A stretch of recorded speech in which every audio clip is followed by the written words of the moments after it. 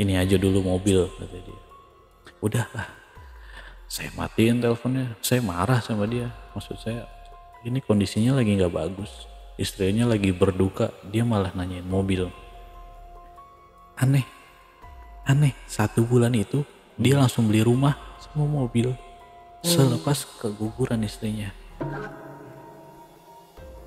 Akhirnya saya bingung, saya bilang tenang, istighfar. Istri saya ngeledek, jadi kayak ngeledekin saya tuh, saya ngomong apapun sama dia, nggak usah banyak ngomong. Saya ditodong, benar-benar saya ditodong, diginiin sama istri saya sendiri. Langsung istri saya jari, pak, istri saya jarinya bacok sendiri, dibacok. Ya Allah, di sini 3 ngamplek aja jarinya.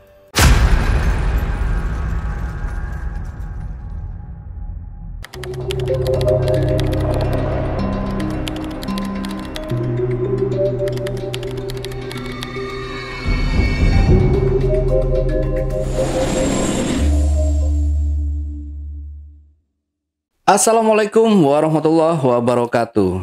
Jumpa lagi dengan saya, Ale Jejak Backpacker. Tentunya dalam obrolan misteri Jejak Backpacker kali ini, kembali saya menghadirkan seorang narasumber yang pernah mengalami kejadian mistis. Seperti apa kisahnya? Langsung aja kita sapa narasumbernya.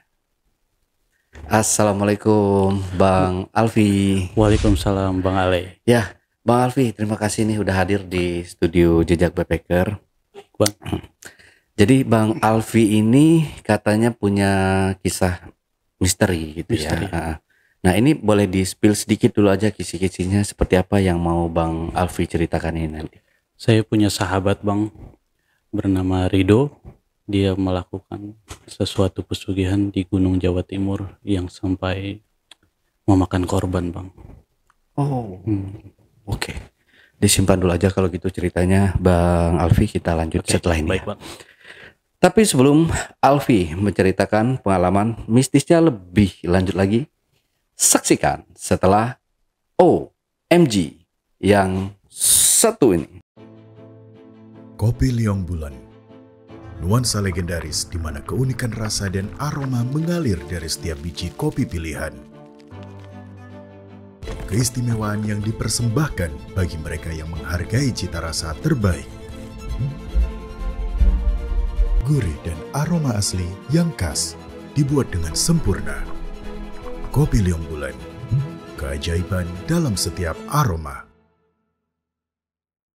Oke, Bang Alfi udah siap ya buat cerita ya. Santai aja Bang Alfi, jangan terburu-buru, jangan terlalu santai juga ya, biar ceritanya bisa dinikmati sama penonton di rumah.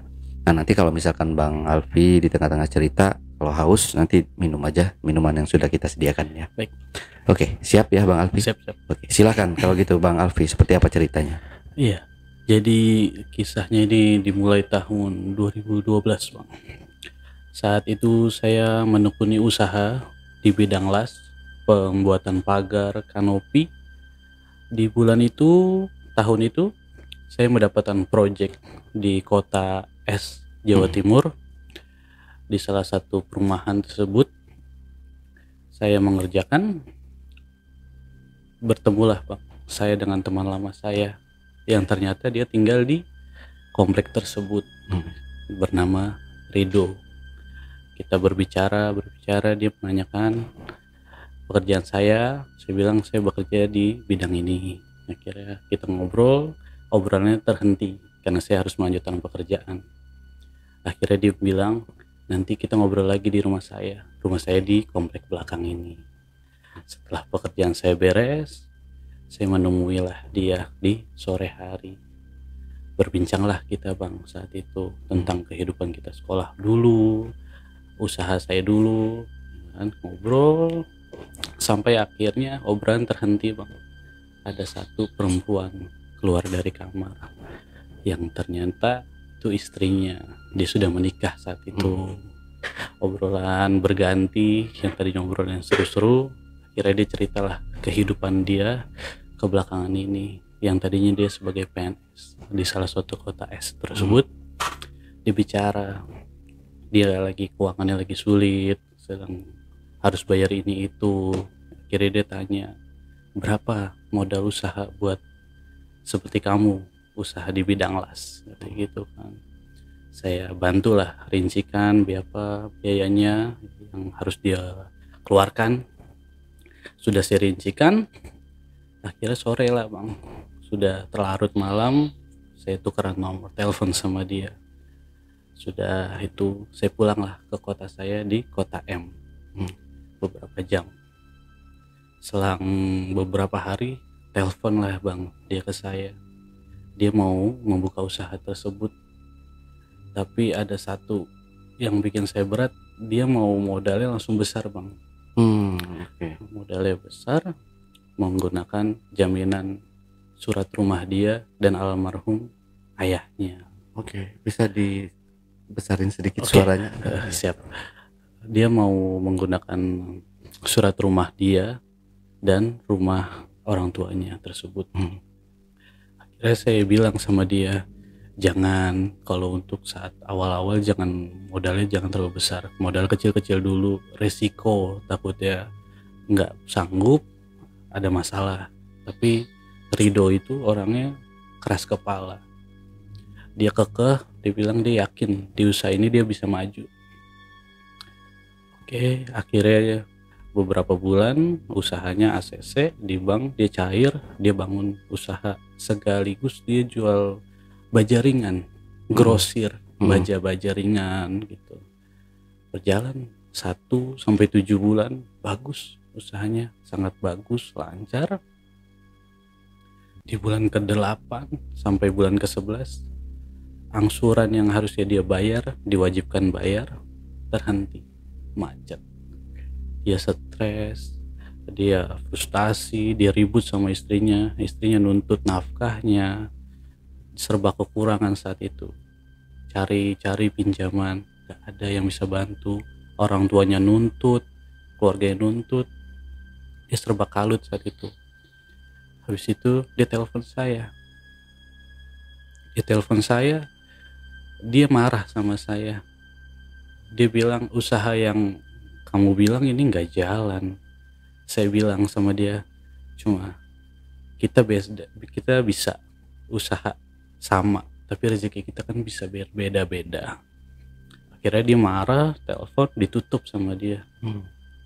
Ditutup malam harinya bang, sekitar jam 10 dia telepon.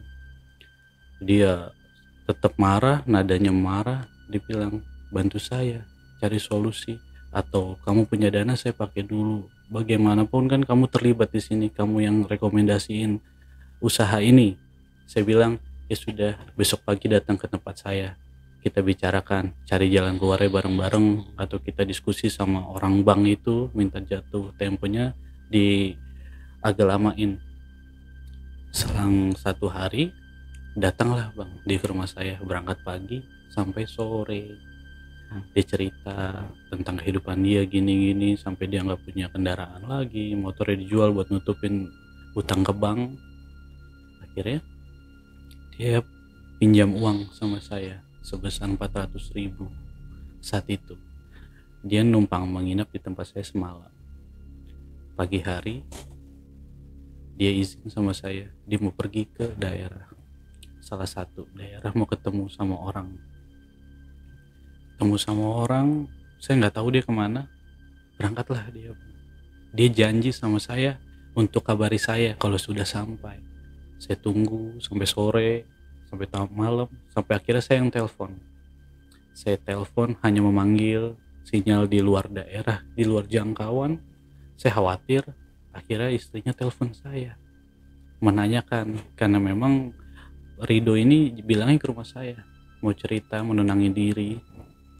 Akhirnya setelah itu selang 3-4 hari telepon lah bunyi ke saya. Dia kabari kalau dia baik-baik aja, dia menemukan jalan katanya.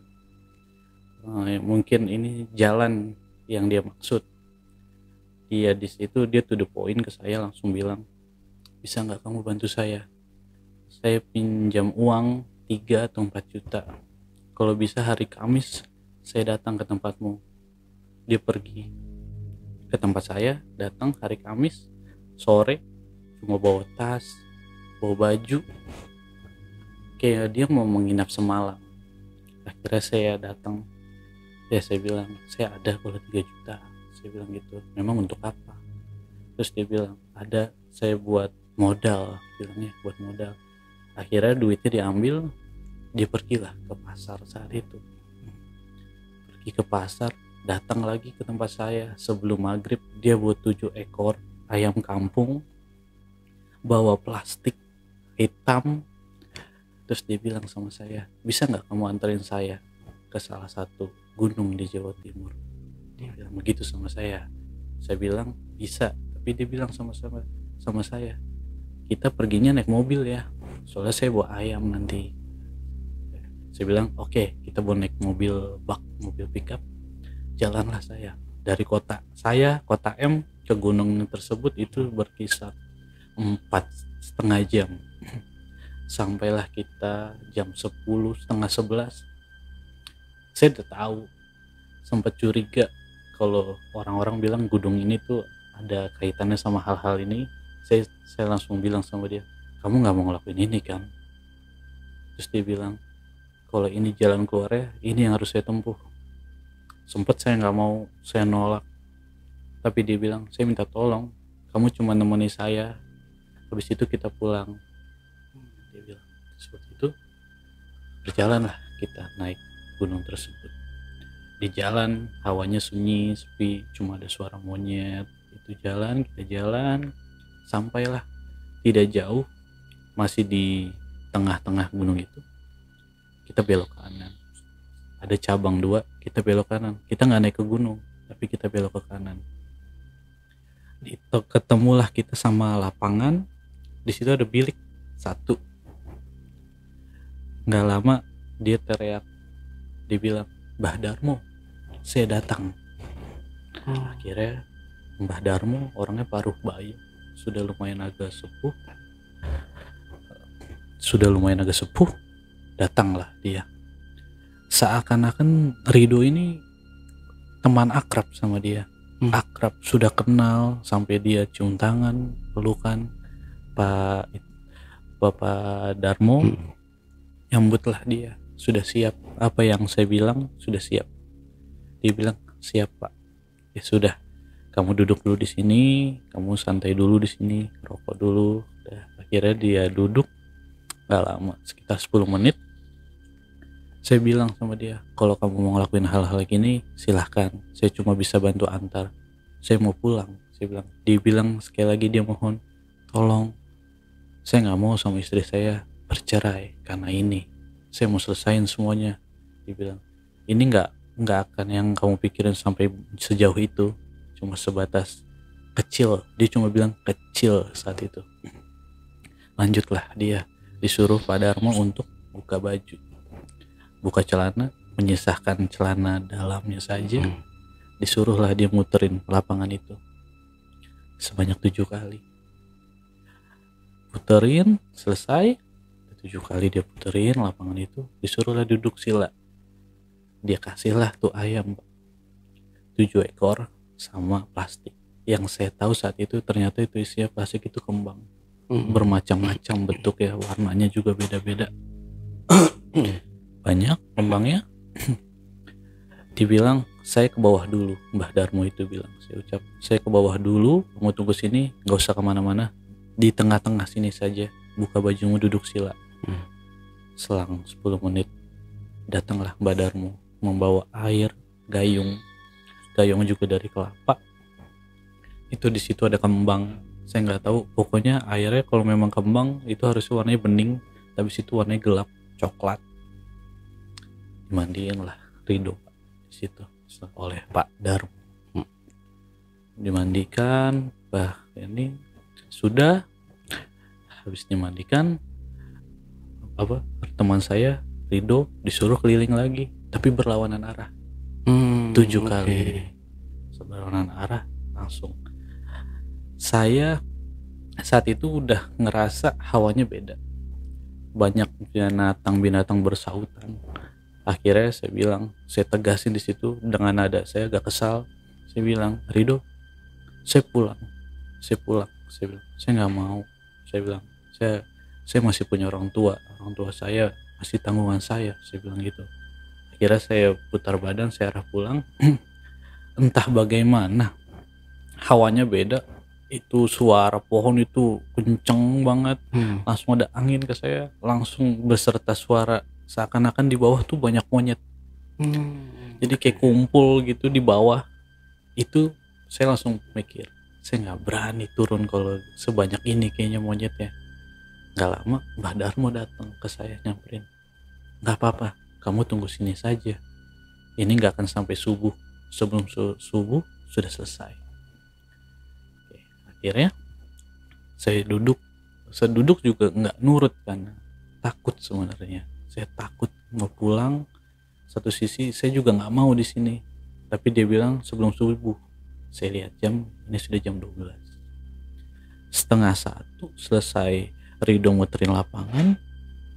Rido disuruh ke bilik, salah satu bilik di situ. Mbah Darmo nggak tahu ya, dibilang di situ udah ada perempuan yang nunggu kamu. Yang berawal dari 12:30 sampai 12:30 itu cuma obrolan biasa, cuma kayak perempuan ketawa sama laki-laki. Yang saya tahu itu pokoknya laki-lakinya Rido, perempuannya saya nggak kenal, saya nggak tahu. Berawal ngobrol, jadi suasananya beda. Obrolannya juga bukan obrolan lagi, jadi suara laki-laki dan wanita yang sedang melakukan hubungan intim. Setelah itu Rido keluar jam 3 Rido keluar. Dia seperti orang linglung, dia nggak ngomong, dia nggak apa, dia cuma pakai celana dalam yang tadi dia pakai warna hijau. Saya bilang sama dia, nanti kamu masuk angin, silakan pakai pakaiannya, kita pulang sekarang, gak usah diterusin. Rido nggak dengerin omongan saya. Dia cuma ngeliatin saya seakan-akan dia tuh berucap, lu diam aja, ini urusan gue, lu bantu, nanti gue beresin semuanya. Di pandangan dia seakan-akan dia bisa ngelewatin semuanya saat itu. Akhirnya Pak Darmo pergi bawa ayam itu 7 ekor, dibawa sama dia. Dia bawa ke bawah, salah satu dia turun ke bawah. Yang saya tahu mungkin ayam itu disembelih sama dia, karena ayam itu pada teriak gitu kayak disembelih. Bawalah dia segelas. Saya pikir awal itu air karena gelap keadaannya, dikasihlah ke Rido, disuruh minum. Saya langsung mual di situ ngeliat Rido itu minum darah. Tapi Rido di sini keadaannya kayak setengah sadar. Dia mungkin, saya nggak tahu dia kenapa. Saya udah bilang, Rido nggak usah diminum, saya bilang. Tapi Rido minum. Sebelum azan subuh kurang, Mbah Darmo bilang, ya sudah, cepat. Sudah, nanti balik lagi ke sini kalau udah beres. Kamu pulang dulu, nanti hari malam Jumat 2 minggu dari sekarang kamu balik lagi ke sini. Turunlah saya sama Rido. Saat turun gunung itu saya marahin, saya sikut dia punya siku, ngapain ngelakuin kayak gini. Dia bilang ini nggak akan makan apa-apa. Dia, Mbah Darmo cuma bilang ke saya, tiap 2 minggu sekali malam Jumat kamu hanya perlu bawa 7 ekor sama bunga, mandi dan ngelakuin hubungan badan sama perempuan di bilik itu. Pulanglah kita.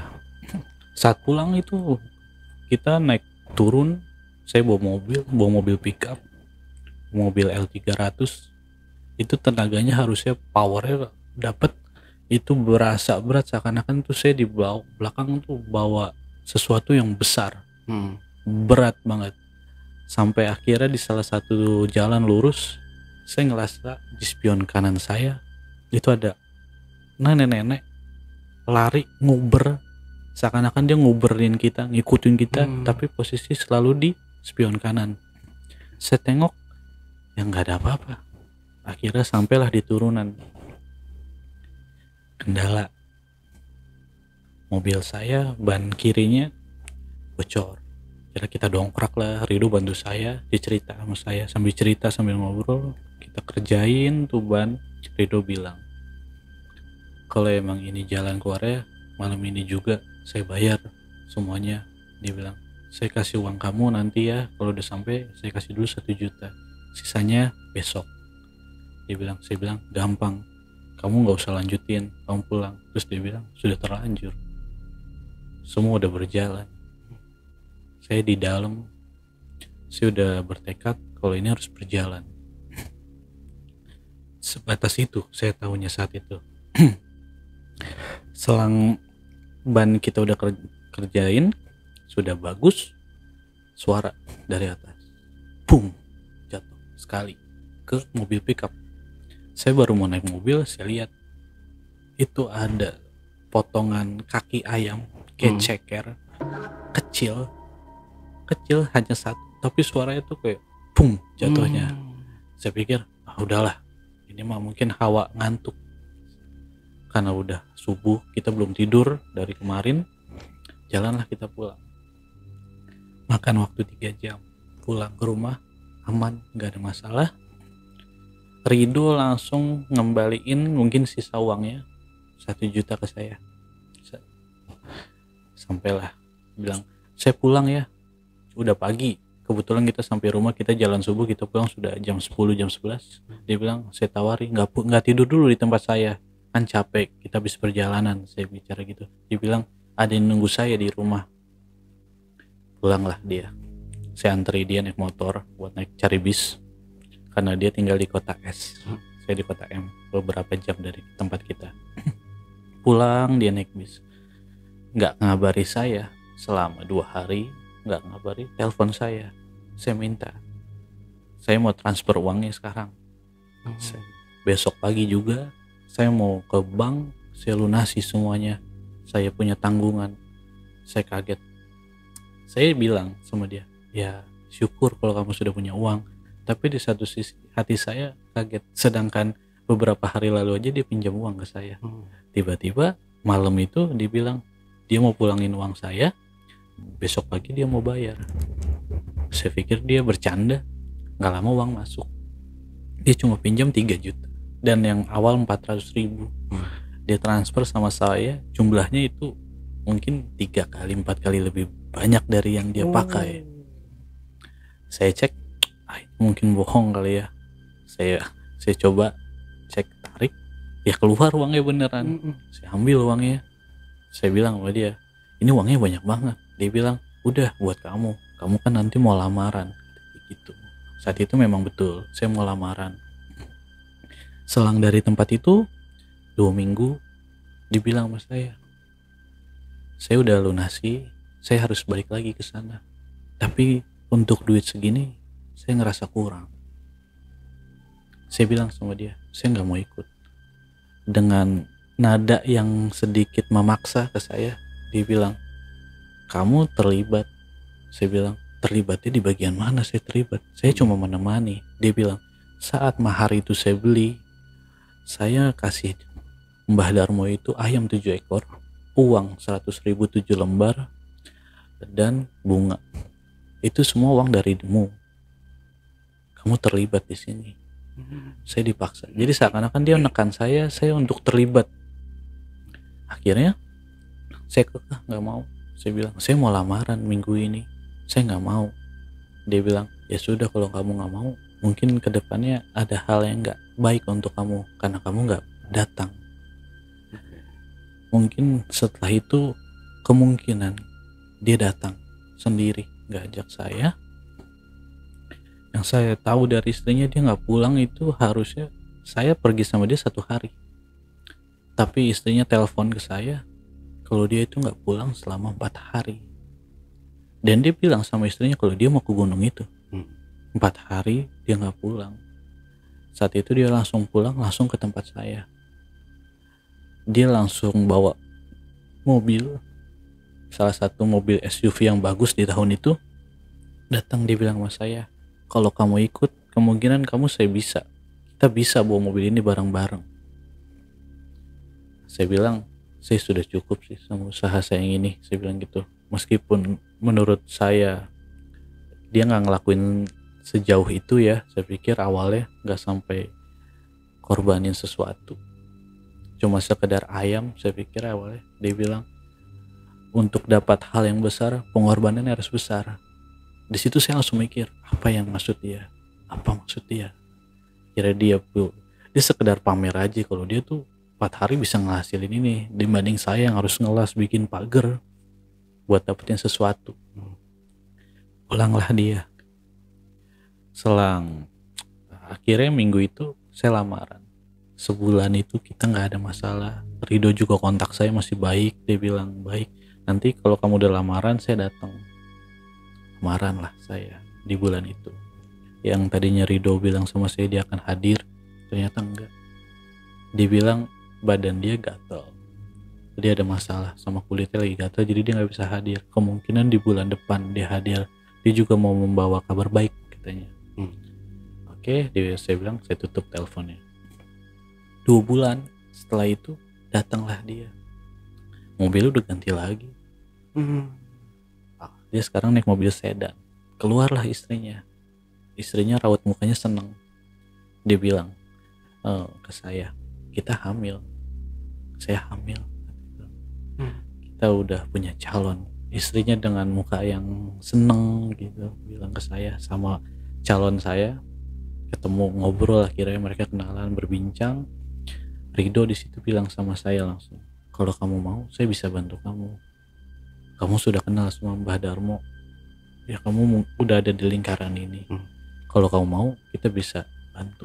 Mbah Darmo bisa bantu kamu, usaha kamu bisa melejit. Dia bilang gitu. Tapi pengorbanannya bukan tentang ayam lagi. Obrolannya lanjut. Akhirnya mereka pamit pulang. Setelah itu berjalanlah beberapa bulan. Usahanya Ridho ini semakin bagus. Jujur saya yang bantu dia, kasih tahu dia arahan, kaget. Bukan iri, bukan apa, cuma tanda tanya. Kok bisa banyak banget gitu orderannya, banyak banget gitu. Akhirnya beberapa bulan bangun rumah. Dalam 1 tahun 9 bulan dia nunggak lunas. Dalam 1 tahun itu, di tahun itu juga dia bangun rumah. Nggak masuk akal untuk saya. Nggak iri, saya tahu istrinya itu lumayan cukup, keluarganya keluarga berkecukupan. Cuma maksud saya kurang nggak logik buat saya. Saat itu nggak logik. Selang beberapa bulan usahanya melejit, dia beli mobil, dia kabari saya. Cuma saat itu dia sudah agak beda ke saya, karena saya nggak pernah mau dengerin dia. Dia udah angkuh, saya bisa beli ini, kamu bisa apa? Kamu harus beberapa tahun, kamu harus punya rumah. Sedangkan saya cuma 1 tahun. Di situ suara dia tuh udah nggak kayak Ridho. Jadi menurut saya dia tuh udah angkuh, dia ngerasa dia hebat saat itu. Ada gap lah di antara kita berdua. Sampai akhirnya di bulan ke-5 dari kehamilan istrinya, 5 bulan kita nggak ketemu, saya mimpi di situ. Saya ngelihat Ridho itu kasar sama istrinya disabetin di mimpi saya, disabetin, dijedotin. Akhirnya saya bangun, saya telepon lah dia paginya, saya tanya. Cuma saya nanyanya nggak yang langsung to the point, saya cuma tanya, kamu sama istrimu baik-baik aja kan? Dia cuma bilang baik-baik aja kok, nggak ada masalah, kata dia, aman. Ya sudah kalau gitu, saya bilang. Di malamnya dapatlah saya telepon dari Ridho kalau istrinya sakit, perutnya sakit. Dia bilang istri saya sakit, kamu bisa nggak bantu saya? Saya bilang bisa, besok saya datang. Saya bilang besok saya datang. Memang ada apa? Entah malam Jumat saat itu perut istri saya harusnya nggak sebesar ini, kata dia bilang. Istri saya tuh baru hamil 5 bulan, tapi ini seakan-akan udah mau keluar bayinya, dan istri saya sakitan terus saat itu, perutnya katanya besar.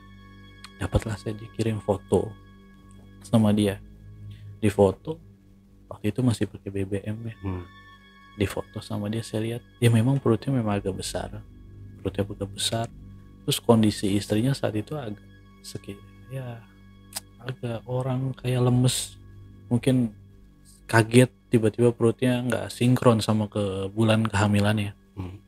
Dirawat istrinya, dicek ya normal. Mungkin dokter saat itu mikir kemungkinan ini hamilnya kembar, jadi perutnya besar.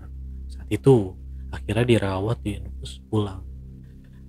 Saya dimimpiin hari Selasa setelah kepulangan istrinya dari rumah sakit. Saat itu saya mimpikan Rido itu bertemu sama seorang wanita di mimpi saya. Di mimpi saya itu wanita memang saya akui cantik, kalah lah istri dia jauh. Ketemu dia ngobrol di rumahnya Rido, masuk kamar. Di situ saya dengar pembicaraan di mimpi saya tuh kalau dia tuh ngerencanain sesuatu yang buruk untuk istrinya. Yang saya tahu Rido itu sayang sama istrinya sampai dia berkorban sejauh ini. Saya nggak nyangka kalau Rido mau ngelakuin hal yang nggak baik untuk istrinya. Lanjut cerita, besoknya tanpa telepon saya ajak calon saya ke tempat Rido. Saya tanya Rido, saya lihat di situ istrinya mukanya ada lebam, tangannya juga banyak luka seperti sayatan disayat gitu. Akhirnya istrinya cerita lah sama istri saya kalau Rido sehabis pulang dari rumah sakit saya dihajar sama Rido. Karena istrinya Rido itu saat istrinya head, istrinya mergokin Rido ngebawa head dia itu ke ruang salah satu kamar yang nggak boleh dimasukin istrinya. Darah head dia. Istrinya marah, itu nggak harusnya dibawa disimpan karena bau. Karena istrinya cuma jawab gitu, Rido langsung dihajar. Kamu nggak perlu tahu, katanya gitu. Setelah dari situ saya sama calon saya izin ke Rido kalau kita nginep, tapi Rido langsung keras, kamu minggu ini jangan ke tempat saya, apalagi kamu nggak ngomong sama saya. Kamu kalau mau datang nanti aja, bulan depan atau 2 bulan lagi, saya sama istri saya lagi kurang baik, dia bilang gitu. Saya diusir saat itu. Saya juga nggak nyangka Rido yang deket banget sama saya dari zaman sekolah sampai segitunya sama saya. Akhirnya ya udah terpaksa kita pulang, udah nggak ada masalah. Seminggu hari Senin mungkin saat itu ketemu 10 harian, lagi-lagi dapat Pak, saya kabar nggak baik dari keluarga perempuan kalau istrinya Rido itu keguguran. Rido akhirnya yang namanya sahabat, saya datengin malam itu juga. Saya datengin ke tempat dia naik motor hujan-hujanan beberapa jam sendiri. Saya tanya kenapa bisa keguguran. Rido cuma jawab mungkin belum saatnya. Tapi ekspresi muka dia tuh nggak ada sedih. Padahal ini anak pertama dia yang dia tunggu-tunggu harusnya. Dia nggak ada ekspresi sedih, nggak ada apa. Istrinya saat itu saya lihat dia badannya udah kurus, diem, udah kayak orang linglung saat itu, cuma bisa tiduran, sedih, nangis. Sedangkan Rido di luar cuma ngerokok, santai sambil mainin HP. Dia cuma bilang sama saya, ini mobil ini bagus ya, saya mau beli mobil ini nih, mungkin bulan depan udah kebeli atau mungkin minggu ini kebeli. Dia gitu, dia jadi kayak orang anaknya sedih tapi seakan-akan dia akan dapat hal yang baru gitu. Selang itu besok dia telepon saya, dia telepon, dia bilang ini mobil ini kayaknya keren nih, dia bilang gitu, lo bisa nggak anterin gue, kita lihat mobil ini mobil paling bagus nih, nggak ada yang punya di Surabaya. Dia bilang gitu sama saya. Saya bilang, lo nggak ada niat syukuran atau tahlil untuk istri lo gitu, apa doain gitu? Saya bilang itu mah gampang, urusan nanti, urusan kecil, ini aja dulu mobil, kata dia. Udahlah, saya matiin teleponnya. Saya marah sama dia, maksud saya ini kondisinya lagi nggak bagus, istrinya lagi berduka, dia malah nanyain mobil. Aneh 1 bulan itu dia langsung beli rumah sama mobil selepas keguguran istrinya. Guguran lah dia. Usahanya yang tadinya grosir aja, yang kecil, tapi rame. Dia langsung bangun besar di salah satu kota es. Saat itu dia yang paling besar di situ, grosir baja ringan lah dia punya. Terus dia punya kawat, stoknya banyak, dia punya armada buat kirim-kirimnya truknya. Saya sampai bilang, ini kayaknya sakti banget nih, saya gituin sama dia. Dia bilang, kan gue udah bilang sama lo, kalau lo mau dapat sesuatu yang besar, pengorbanan lo harus besar. Di situ langsung saya nyeletuk, yang lo korbanin anak lo, saya gituin. Anak lo, saya nggak bilang kamu sama dia, anak lo. Dia cuma bilang, nanti lo bakal ngerti kalau lo ikut gue. Harus ikut. Dia kekeh sama saya. Dia bilang, lo terlibat. Kalau lo nggak ngikut gue, lo bakal ngerasain.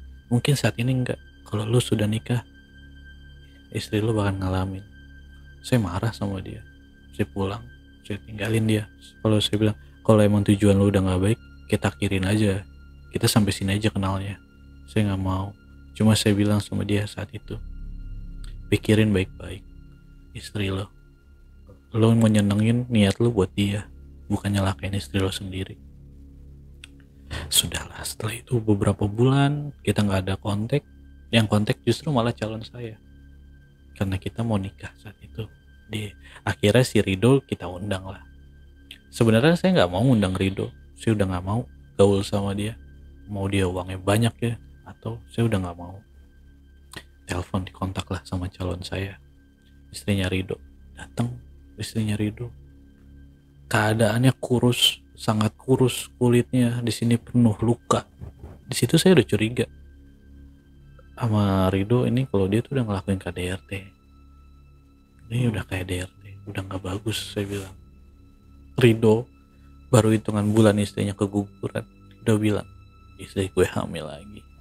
Kan gue bilang sama lo, tenang aja, gue pasti bisa bikin lagi, gue tangguh. Dia bilang gitu sama saya. Lo tenang aja, istri gue hamil lagi, garis 2, dia bilang sama saya. Akhirnya saya bilang, gak mungkin lah, istri lo lagi berduka, lo ngelakuinnya bagaimana? Istri lo aja kurus gitu, kok kayak gak kurus, emang lo gak urusin uang banyak? Saya gituin. Saat lagi ngomong, saya aneh, saya kaget, dia ngeludah ke tangan dia, diludahin tangan dia. Saya pikir ludahnya tuh mau dibuang, maksudnya dia nggak sengaja kena tangan, diludahin, terus digosok ke badan dia. Terus pas dia gosok kan dia pakai kemeja, dia gosok di sini tuh banyak kayak jerawat bisul nanah di tangan dia, di sini di kiri, di kanan sebadan kayak bisul titik. Saya langsung bilang, lu ngapain? Lu kenapa? Saya gituin. Ini minggu lalu gua nggak datang ke kamar. Emang di kamar ngapain? Saya bilang. Jadi kalau lo mau tahu kenapa gue bisa sejauh ini, gue nggak pernah ngelakuin hubungan apapun sama istriku semenjak dia keguguran. Gue cuma ngelakuin ke kamar. Gue ke kamar, gue nyiapin di kamar gue. Setiap malam Jumat, gue maksa istri gue ke setiap dia head. Kenapa? Gue bilang, gue harus stok. Gue taruh darah dia di kamar itu. Setiap malam Jumat gue harus perlu. Makanya kalau dia head, gue maksa banget.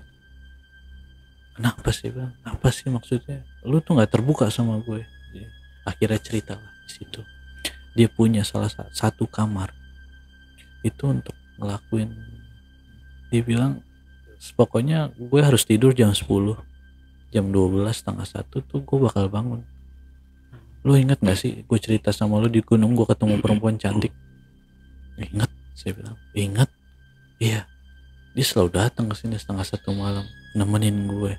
Kita ngelakuin hubungan badan itu berkali-kali sampai sebelum subuh. Dia bilang, dia izin pamit, dia keluar. Gue nggak tahu dia pokoknya dia keluar.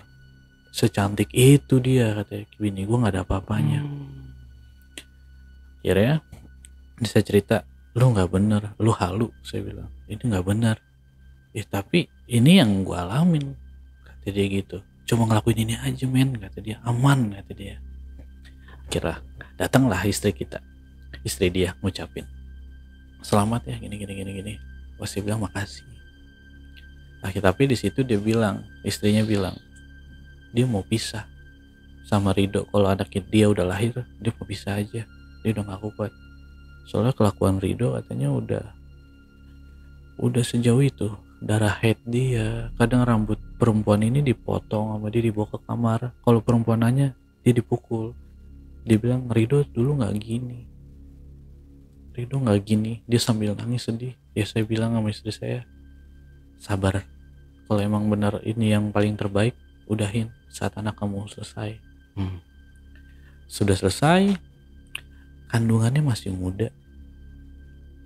Malam itu, di minggu itu, dapatlah saya mimpi.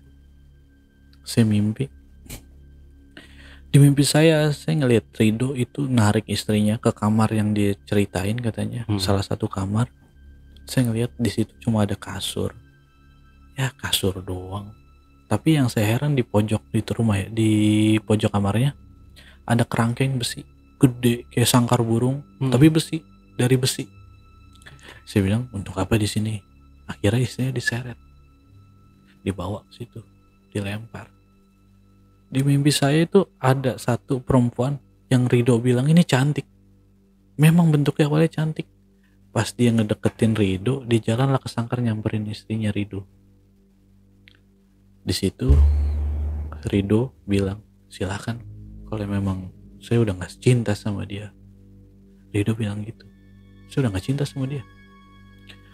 Saat itu perempuan ini yang tadinya cantik berubah bungkuk, kecil, kerdil. Kerdil itu nenek-neneknya kerdil. Saya bilang nenek-nenek karena mukanya keriput, jelek. Saya bilang, mana yang dari cantik? Saya bilang, ini yang dibilang cantik. Saya bilang, itu seakan-akan nyata, Pak. Mimpi saya seakan-akan nyata saat itu. Saya benar-benar ngerasa tuh kalau saya itu ada di situ. Disamperin lah istrinya. Yang saya kaget, istrinya langsung ngeluarin darah dari dia punya kemaluan, darah keluar, dijilatin sama itu nenek-nenek. Istrinya dibenturin kepalanya sampai berdarah, dijilatin itu. Itu saya ngeliat dari belakang. Semakin saya ngeliatin itu nenek-nenek, dia punya kepalanya itu belakangnya menganga, rusak, kayak habis digetok gitu pakai linggis, terus linggisnya ditarik jadi boak gitu kepalanya. Itu saya di situ kaget. Ini apa ini? Saya bilang, ini apa ini? Saya gitu. Saya lihat dia nengok ke saya. Di situ dia nyerang. Di mimpi saya dia nyerang. Sampai akhirnya saya kebangun. Saya baca. Saya ngeliat ya muka saya tuh. Itu muka nenek-nenek saat saya tidur. Itu bener mukanya di sini saya. Bener-bener di muka saya tuh. Dia punya lidah tuh ngejulur sampai ngejatuhin ke baju saya air liurnya. Saya sadar di samping saya tuh istri saya. Dia ngebangunin saya, bangun, kamu kenapa? Tapi seakan-akan tuh saya mau ngucap tolong aja tuh nggak bisa. Pokoknya pandangan saya tuh, nih muka nenek-nenek di muka saya. Matanya kayak sedikit mau keluar gitu, melotot. Kayak saking melotot tuh kayak marah ke saya tuh, sampai mau keluar matanya. Akhirnya azan subuh. Entah kenapa nenek-nenek itu langsung dari badan saya. Istri saya bangunin. Akhirnya saya bisa ngomong, kamu kenapa? Saya bilang, tadi nenek-nenek, saya ada nenek-nenek ngeliatin saya. Saya mimpiin istrinya Ridho. Paginya istrinya Ridho telepon kalau dia keguguran. Dia keguguran lagi di usia kandungan yang masih muda, cuma 2-3 bulan. Dan yang bikin sakit hatinya, sedih buat saya, dia rahimnya diangkat. Rahimnya diangkat, dia telepon, dia nangis. Istri saya mungkin perempuan ya, kita sendiri juga belum punya anak saat itu, kita baru nikah. Nangis istri saya. Saya ngeliat istri saya nangis, ya saya jadi kebawa, sedih gitu. Kok bisa? Akhirnya saya cerita sama istri saya. Sebelum kejadian itu, kenapa saya kerap-kerapan, saya bilang, kenapa kamu sampai bangunin saya? Saya mimpiin istrinya Ridho. Saya sebut aja lah almarhum ya, soalnya udah almarhum, kita sebut aja Vina. Saya mimpiin Vina. Istri saya nggak percaya, kenapa kok bisa?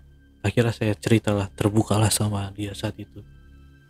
Udah setahun lalu sebelum kita nikah, 2 minggu sebelum kita lamaran, saya anterin Ridho ke salah satu gunung di Jawa Timur. Saya ceritain semuanya detail.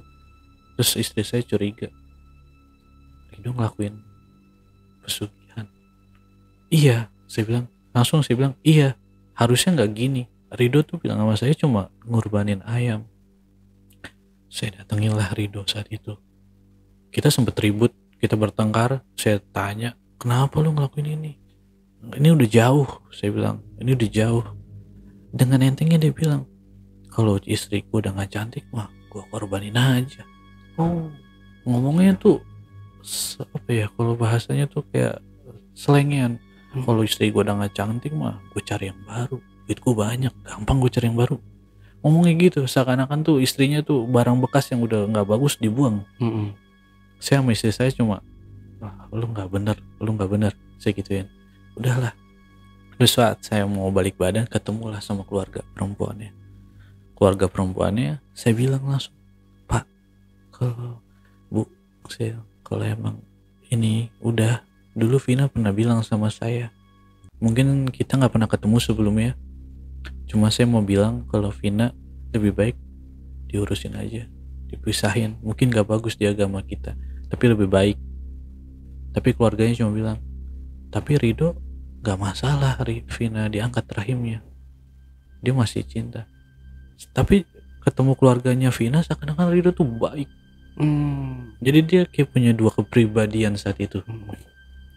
Sudah, saya cuma bilang itu sama keluarganya. Sudahlah, akhirnya saya pulang ke rumah, ke kota saya, di kota M. Ditelepon lah, ternyata istri saya tukeran nomor telepon sama adiknya Vina. Adiknya Vina udah curiga. Adiknya Vina tuh curiga sama Rido, kalau Rido tuh belakangan ini setiap keguguran dia punya sesuatu. Sampai akhirnya pernah katanya Vina cerita ngedenger Rido malam Jumat seakan-akan Rido selingkuh di kamar itu. Vina dobrak katanya pintunya. Saat itu Vina dobrak, Vina ngelihat ada sosok nenek-nenek. Saya bilang, coba speaker, saya gitu. Nenek-nenek gimana bentuknya? Dia bilang nenek-neneknya kerdil, mukanya, bibirnya katanya lebar, tuh, senyumnya lebar, nggak ada giginya. Dia bilang, sampai kalau dibilang itu nggak pantas dibilang nenek-nenek, itu kayak bukan orang. Kalau Vina lihat itu bukan nenek-nenek kan, udah nggak bentuk nenek-nenek, udah nggak bagus dibilang kayak orang.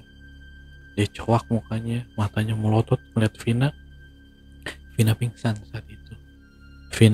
saat itu. Dia bangun siuman, Vina udah di kasur.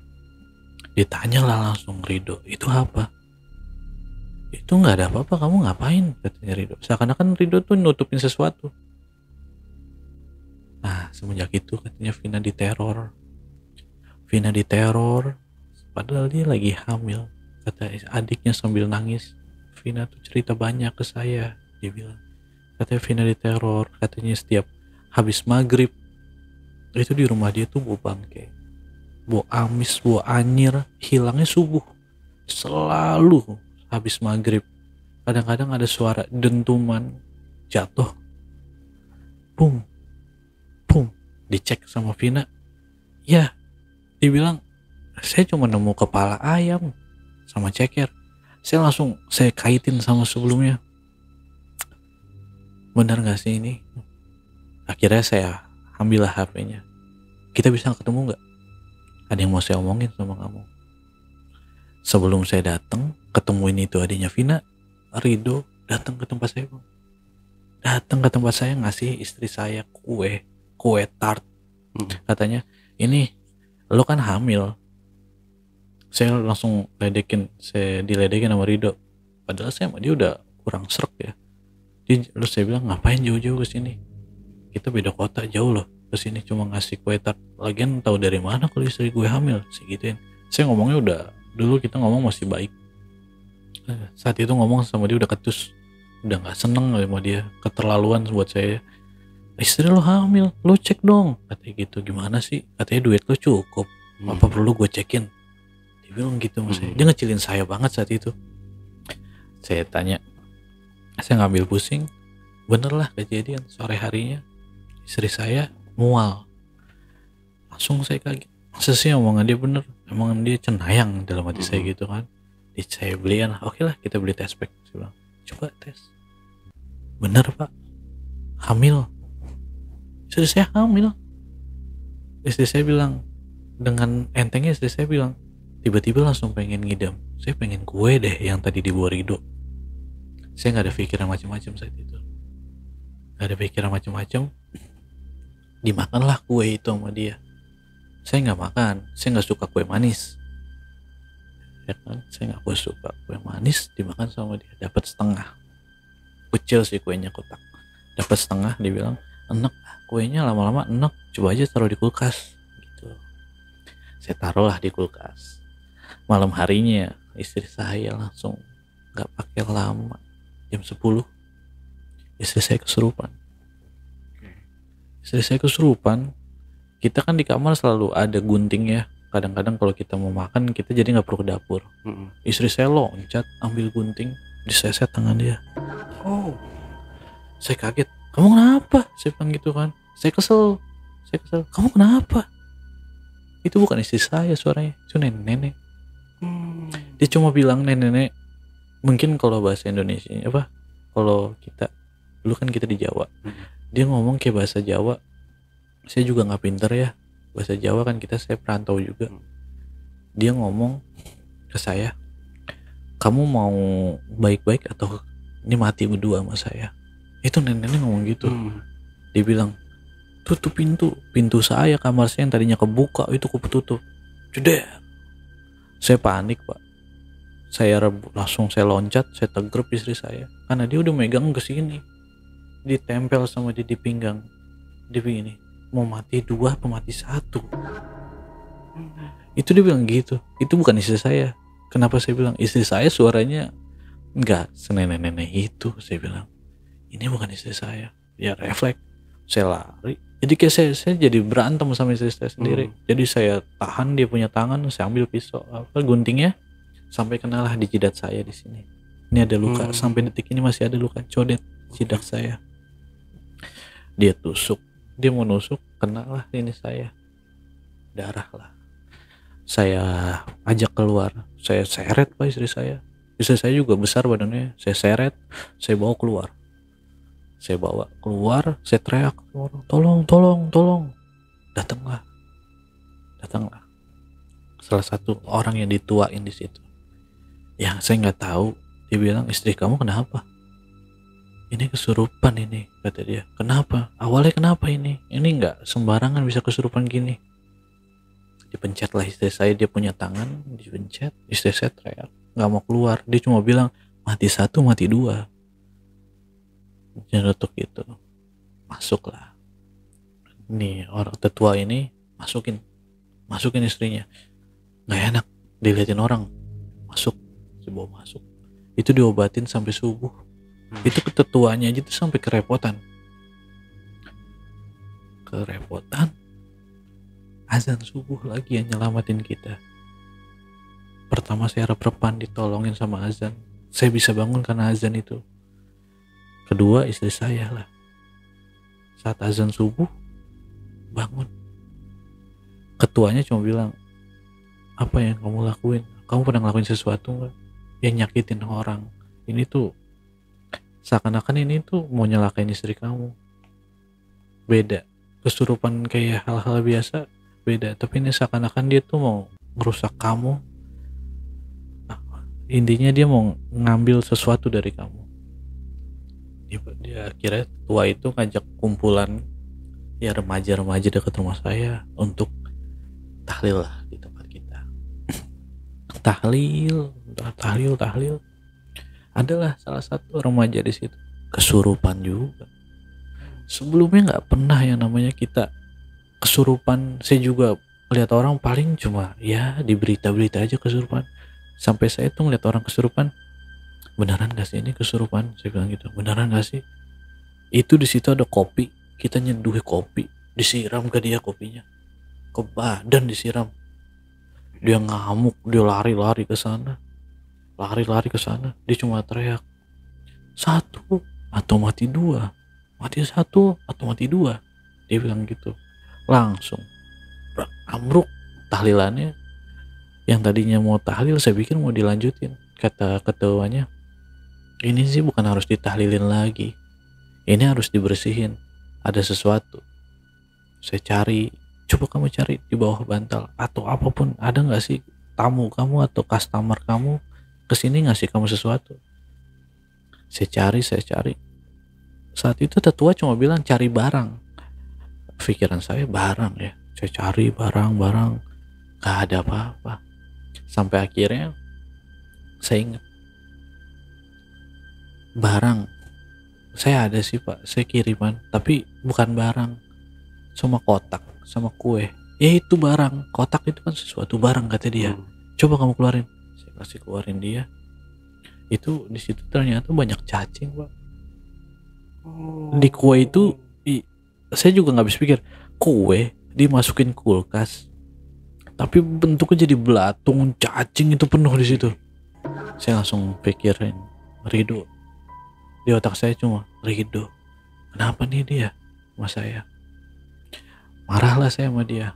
Saya telepon gak diangkat. Saya chat gak dibales. Saya samperin dia.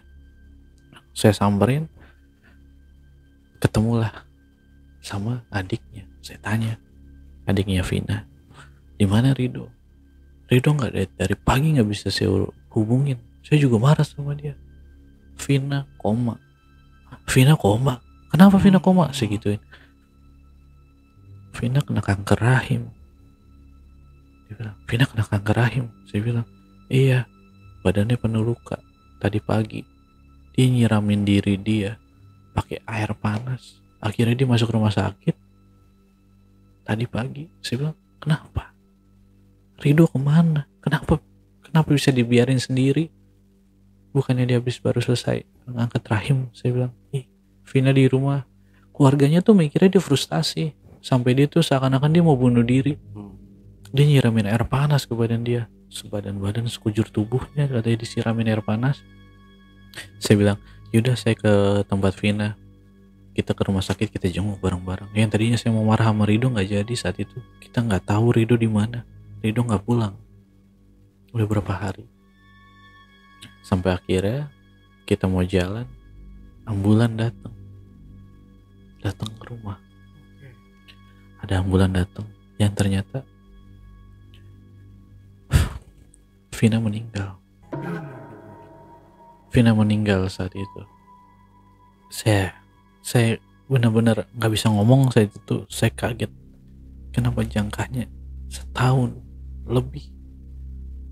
Kenapa Ridho? Saya bilang, saya udah yakin Ridho ini numbalin istrinya sendiri. Dia mau sesuatu yang besar. Saya ingat kata-kata dia, saat lo mau sesuatu yang besar, pengorbanan lo harus besar. Saya ingat omongan dia di situ. Langsung lah Pak, saya datengin dia punya kamar, saya dobrak kamarnya. Percis seperti mimpi saya. Cuma ada kasur sama kerangkeng besar warna abu-abu. Di situ itu banyak dia pembalut wanita. Itu banyak di situ. Keluarganya pada kaget. Keluarganya pada. Saya bilang ke keluarganya, kita bicaranya untuk kita dulu. Sampai saya benar-benar tahu Ridho beneran ngelakuin ini seperti mimpi saya. Saya jelasin mimpi saya saat itu.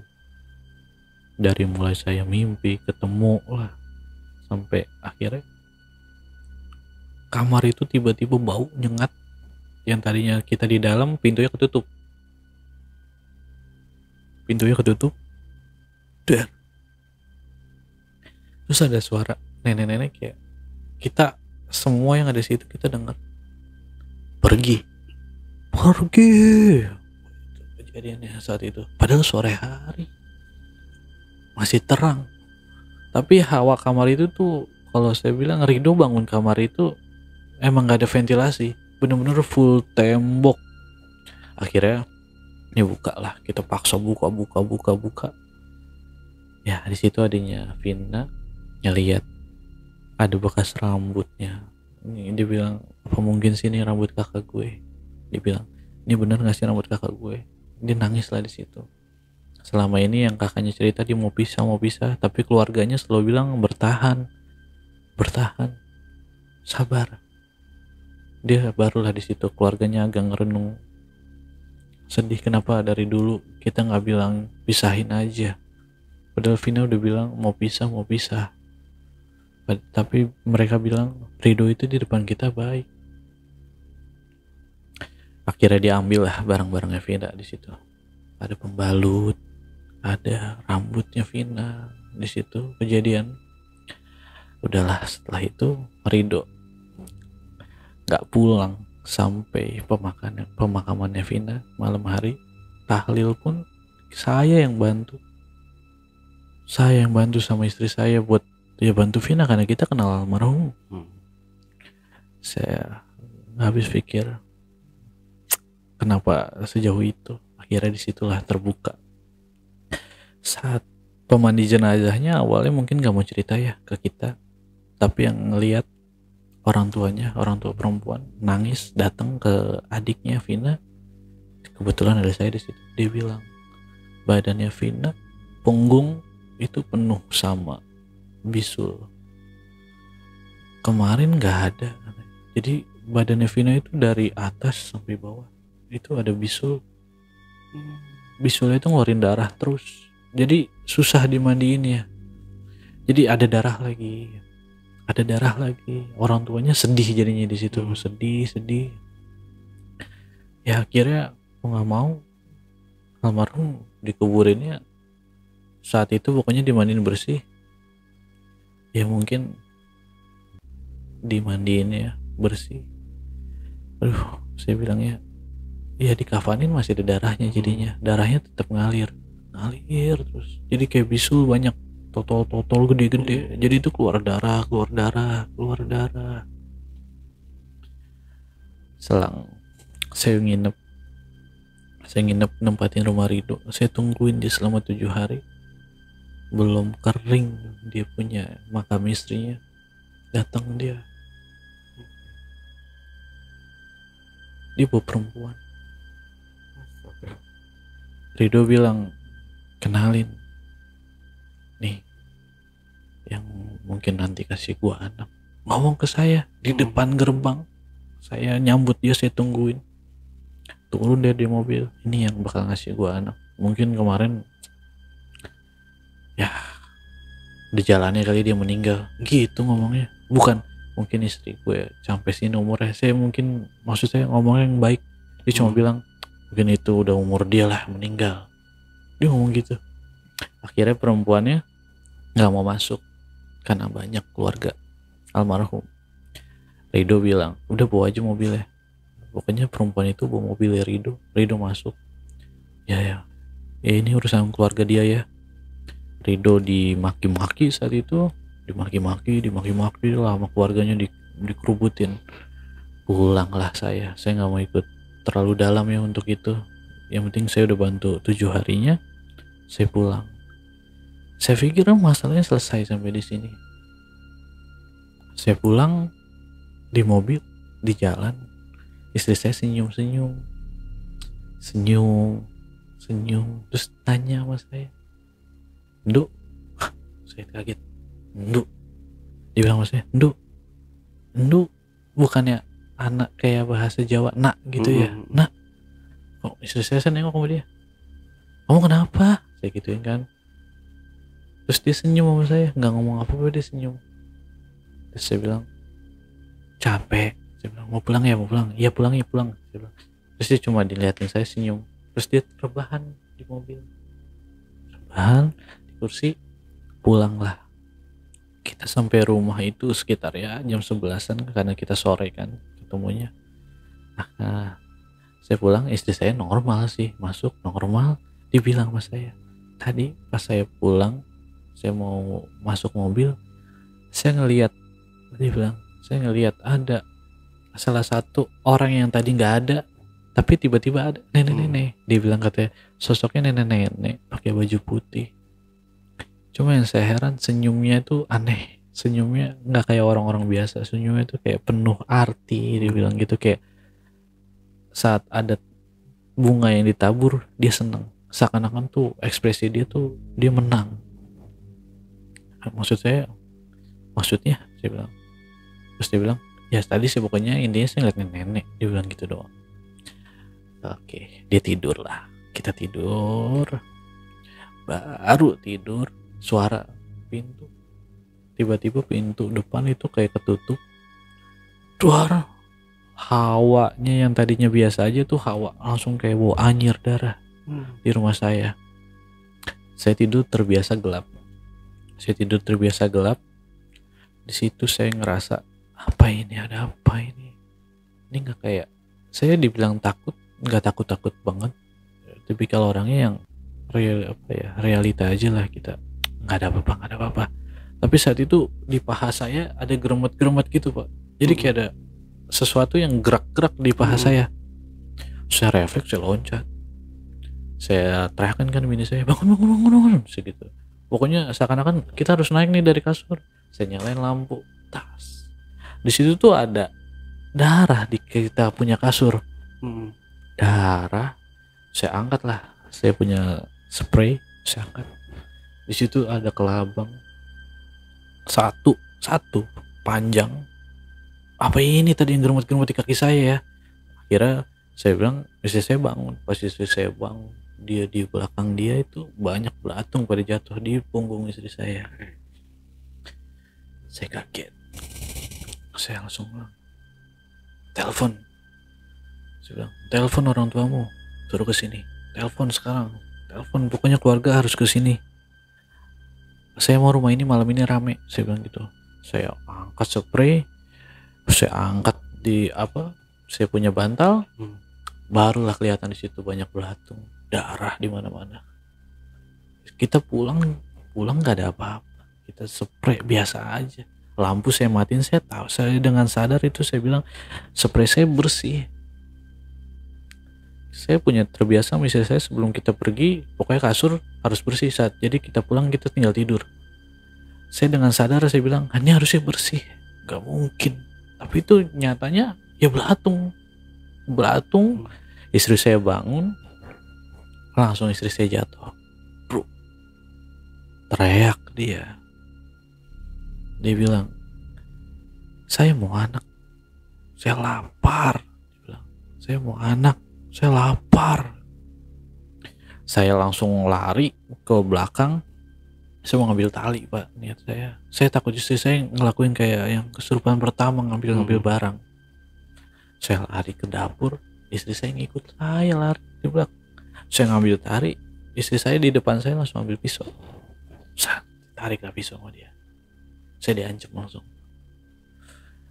Akhirnya saya bingung, saya bilang tenang, istighfar, saya bilang gitu, istighfar. Istri saya ngeledek.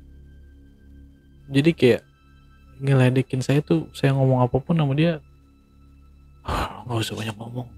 Saya ditodong, bener-bener saya ditodong, diginiin sama istri saya sendiri. Langsung istri saya jari istri saya jarinya bacok sendiri, dibacok sini 3, ngampleh lah jarinya, ngampleh, ngucur darah. Diem, istri saya diem. Habis istri saya langsung kayak senyum, darahnya ditetes, dimakan sama dia. Itu saat itu saya hilaf ya, jujur entah ini dibilang kasar atau enggak, saya gampar istri saya kencang. Maksud saya jangan diminum. Saya juga refleks, saya tampar, jatuh dia ke bawah. Langsung saya teguk, saya ikat tangan dia, saya ikat. Saya tahu tangan dia luka. Saya ngikatnya sambil nangis saat itu. Saya nangis. Saya lihat istri saya tuh tangannya, jarinya tuh udah ngampleh. Saya langsung lari. Saya ngambil kain, saya ikat di sini biar darahnya nggak jalan. Terus saya ngambil es batu, saya isi air, saya masukin di sini. Pokoknya saya jepit es batu. Pokoknya saya ingat saya pertolongan pertama harus beku tangannya biar takutnya gak diamputasi ya. Saya mikir, saya ambil es batu, saya tekan di sini. Saya ambil HP, langsung saya telepon keluarga saya. Saya nelpon keluarga saya. Keluarga saya jauh. Bilang besok baru bisa datang. Saya telepon keluarga istri saya. Datanglah hari itu juga. Malam itu datang. Dibuka sama dia. Istri saya akhirnya di situ kelihatan. Di perut kiri ada benjolan. Ya, saya bilang kayak bisul. Tapi karena feeling saya udah nggak bagus, saya bilang, apa yang harus saya lakuin? Saya tahu ini ada hubungannya sama teman saya yang lama, Rido. Akhirnya saya ceritalah sama keluarga saya, sama keluarga istri saya, cerita. Datanglah ketua, ya kayak Ustadz. Dia bilang, rumahmu hawanya beda, lebih baik nanti kita beresin. Kalau diberesin juga nggak mempan, kamu bertahan aja dulu di sini. Coba kita doain. Kalau kita doain nggak, kurang bagus juga, lebih baik pindahlah ke rumah orang tuamu. Saat itu istri saya hamil. Istri saya sudah hamil, udah 5 bulan. Akhirnya karena saya mikirin kondisinya ya, perutnya, bisulnya yang tadinya cuma 1 jadi banyak. Ada di sini, di perut kanan, perut tengah, yang banyak tuh di punggung. Jadi dia kalau tidur tuh ngerasa sakit, punggungnya sakit. Dia bilang sakit, panas. Ya udah, akhirnya mertua saya nyuruh saya buat bawa istri saya ke rumahnya. Saya lama pak, saya lama bang di rumah mertua saya, itu sekitar 4 bulan. Itu sebulan setiap malam Jumat ya istri saya bilang dia kesurupan. Malam Jumat dia kesurupan. Padahal udah saya bawa ke mertua saya. Saya udah bawa jauh lah ibaratnya gitu. Kalau memang rumah saya hawanya kurang baik, saya bilang ini rumah dari saya awal gitu, gak ada apa-apa, kenapa sampai begini? Saya bilang, saya sebenarnya udah curiga sama Rido. Apa sih yang dia mau dari saya? Akhirnya saya bawalah istri saya ke rumah mertua saya, kesurupan. Tapi kesurupannya kali ini kita udah standby. Terus setiap malam Jumat saya izin sama istri saya, kalau emang ngerasa udah gak enak habis maghrib, lebih baik tangan dikurung aja ya, kita ikat ya, saya bilang ya, buat kebaikan kamu, soalnya kita udah mau punya anak, saya bilang sama dia. Istri saya nurut. Jadi seakan-akan tuh dia ikhlas, dia seakan-akan dia tuh udah ngerasa dia malam ini bakal terjadi, dibanding dia takutnya dia ngecok tangan dia lagi ya. Diikat lah istri saya, diikat istri saya. Malam itu istri saya teriak, ada nenek-nenek. Nenek-neneknya nyamperin dia. Kita buka kamar tuh nggak ada apa-apa. Sampai dia bilang nenek-neneknya di atas. Tiba-tiba lampu pecah, gelap. Entah kenapa saya langsung nyari senter, saya sorot istri saya. Istri saya tuh langsung lidahnya melet-melet kayak langsung saya sadar, kenapa itu pokoknya kayak begitu. Saya buka talinya, takutnya dia sesek. Saya buka talinya, buka. Pokoknya saat itu gerobak-gerubuk, gelap-gelap. Saya tarik, saya angkat dia badan, saya diriin. Diem. Saya pak dihajar pakai pipa yang di sebelah kiri, ada pipa watahan dia punya kaki, ada kaki itu sanggahan kaki, dia dihantam. Saya punya leher sini, dihantam semuanya. Langsung mertua saya sigap, istri saya kesurupan lagi. Kesurupan saat itu. Di situ kita selalu sediain ya, istri saya langsung kita sediain tali, kita mau tangkap dia tali. Tenaga kita pak, istri saya ya lumayan besar ya, badannya besar. Saya tangkap dia punya kaki, saya tarik, mau saya jatuhin gitu. Saya mau tarik karena kan kita kan masih di kasur ya, kalau jatuh pun paling nggak ada masalah. Saya tarik, saya ditendang, saya mental. Sampai siku saya di sini berdarah saat itu, kena kaca. Larilah dia ke kasur, dia ke kamar, lari dia ke kamar mandi. Dia ambil apa ya? Saat itu dia ngambil kayak itu yang buat cukur kayak jenggot. Dibeset pipinya. Kalau kita kan harusnya bulu ya, ini di pipinya dibeset ini. Waduh, sampai berdarah. Dibeset sama dia, gosok sama dia. Saya udah bilang ini udah keterlaluan. Saya bilang saya lari, saya langsung saya tangkap. Jadi seakan-akan saya tuh berantem sama istri saya di kamar mandi, padahal saya ngerejong dia, saya rejong, mertua saya ngerejong dia, direjong. Nah, udahlah, saya bilang udah gak bener nih, udah gak bener, saya bilang dalam hati itu. Saya, ini anak gua mau lahir, saya bilang udah hitungan bulan, saya bilang gitu. Akhirnya istri saya diangkat, mertua saya yang perempuan larilah manggil Ustadz itu.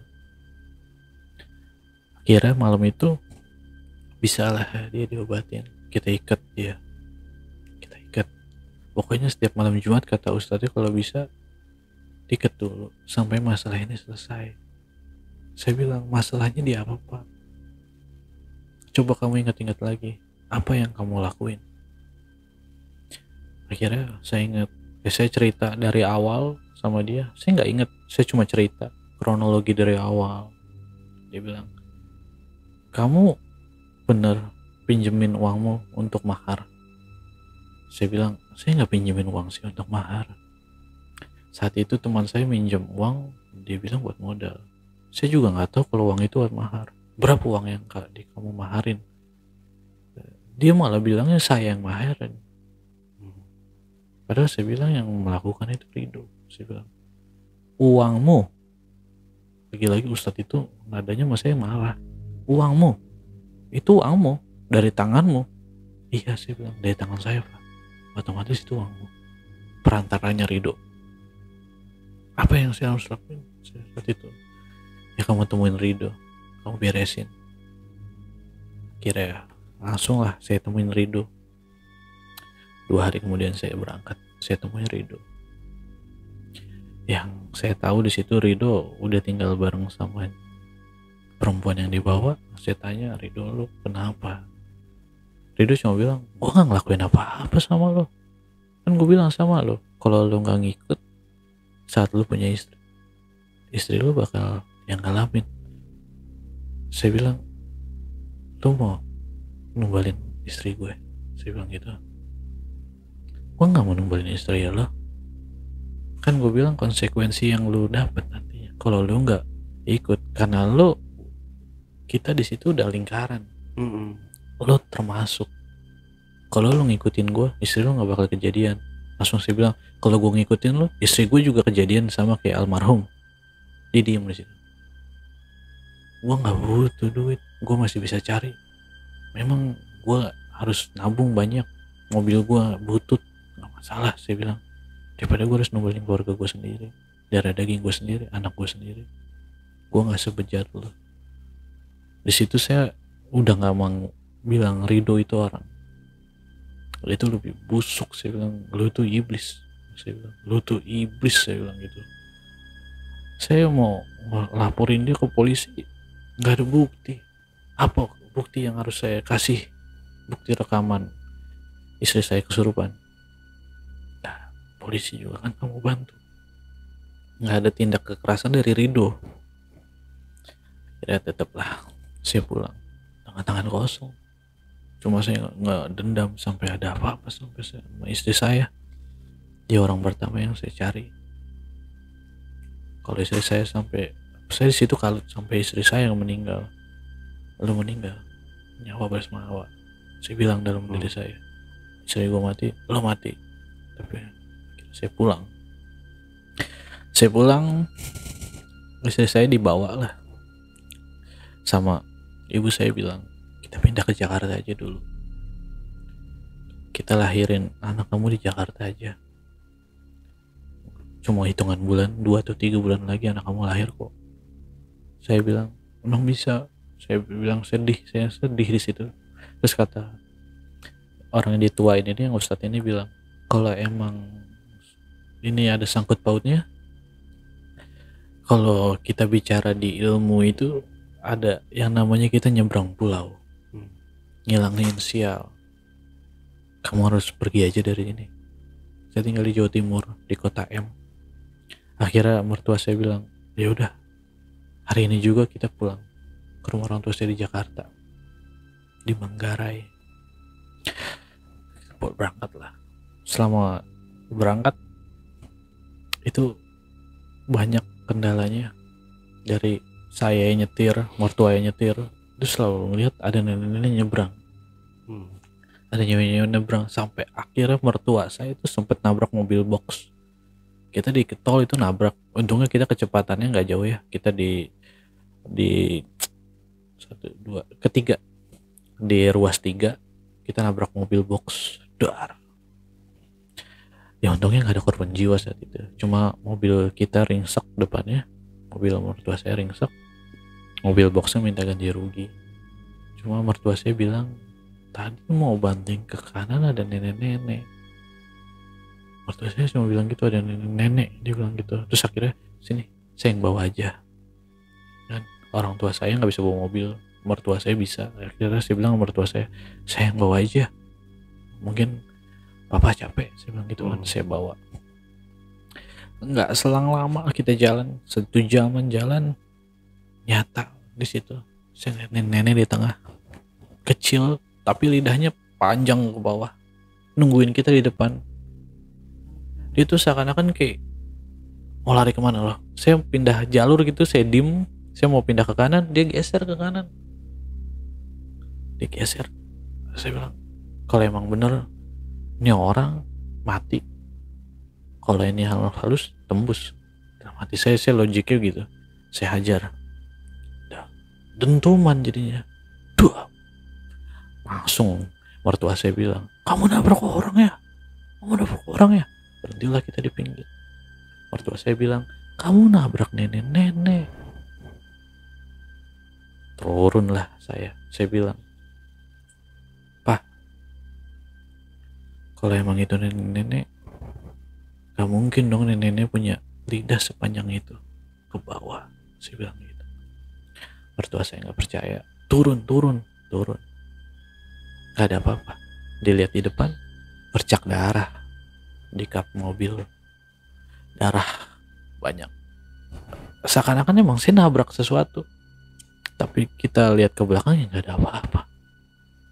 Mertua saya bilang lebih baik papa yang nabrak, papa yang bawa, meskipun papa nabrak mobil box. Udah pak, kamu tidur aja deh, kayaknya gak benar banget nih. Dari Jawa Timur ke Jakarta 24 jam ya, kita jalan lama. Pas pagi lah kita ketemu pagi, itu alhamdulillah nggak ada masalah. Malam itu aja sampailah kita di Jakarta, istri saya benar-benar yang dibilang normal, nggak ada apa-apa.